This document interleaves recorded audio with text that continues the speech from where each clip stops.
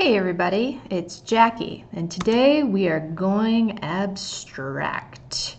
We're going to talk about abstract art. We'll see some examples of abstract art, and then we'll talk about strategies you can employ for making your own abstract painting.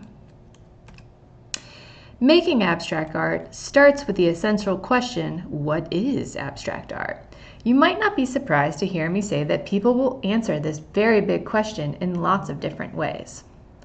Let's back up a moment and look at the definition of the word abstract. Even the definition points to confusion. One of the meanings of this word is literally something that is hard to define. The word abstract comes from the Latin word abstractus, meaning to pull from something. Keep this idea in mind as we look at the two major distinctions within abstract art.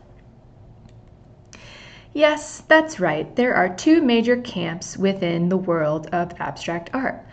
Often people are thinking about non-objective art, art that comes directly from the artist's imagination when they are thinking about abstract art. But there's another approach to abstraction that is equally valid. When you distill the essence of a form that exists in nature, you are also making an abstract work. If you're still confused, don't worry. We are going to look at this idea with more detail in a minute. For now, let's see some examples of non-objective art. Squares, triangles, circles. It's hard to make out any forms inside this composition that are not geometric. This painting by the Russian artist Malevich comes from an intense period of artistic experimentation. With the 1917 revolution in Russia in the backdrop, Malevich founded a new type of art that he called suprematism in 1915.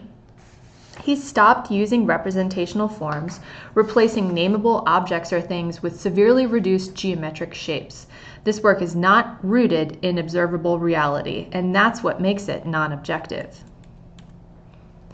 In contrast with the sharp lines of Malevich's paintings, Vasily Kandinsky, who was coincidentally also Russian by birth, turned to music for inspiration. Kandinsky is often credited with creating the first truly abstract painting, an idea that has been debated by art historians, though he did coin the expression non-objective painting in 1915. This painting, with its rather simple title, number 18, was made by the iconic American artist Jackson Pollock. Pollock broke free from the standard use of implements at this time. He abandoned direct contact with the painting surface. He worked above the picture plane, dripping and pouring enamel paints onto canvases and papers that were later stretched or adhered to other surfaces. Now that we've seen several examples of non-objective paintings, let's circle back to the second form of abstraction, which pulls imagery out of the world. In 1914, Pablo Picasso created Bull, a suite of 11 lithographs. The first image in this series is a rather straightforward depiction of the animal, but as the series progresses, the creature becomes increasingly bare. The image of a bull ends in a spare line drawing that represents the essence of the bull to Picasso.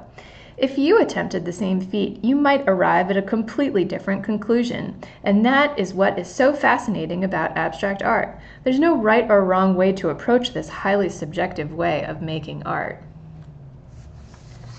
But don't be fooled. Making abstract art is hard. How can you take the world as you see it and convey it in a way that is interesting? This takes effort, good craftsmanship, and perhaps some strategy. For this assignment, I would like you to work with the compositions from your still life painting. We are going to look at 3 key words as potential ways to approach abstraction. Number 1 is reduction. In this painting by the American artist Georgia O'Keeffe, you can see that she was working with the flower, yet the painting she made does not appear as realistic as a photograph of the subject might be. The texture of the petals have become smooth. The details are reduced in this version of the flower. Next is amplification. Think of this strategy as the opposite of reduction.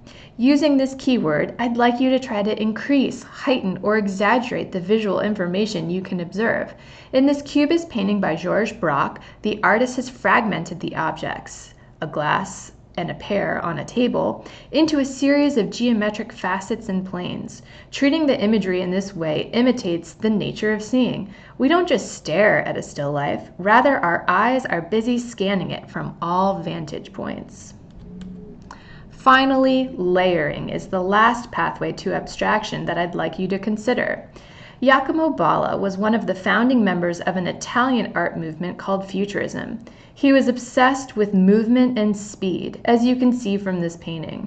The title tells you that this painting follows the flight of swifts.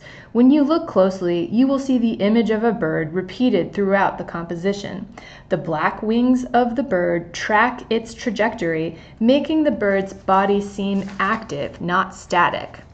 Following this way of thinking, can you find visual elements that can become activated or more dynamic within your composition?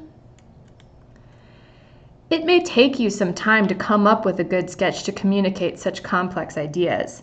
That's where sketching comes in. You should make several quick compositional sketches to get your ideas on paper.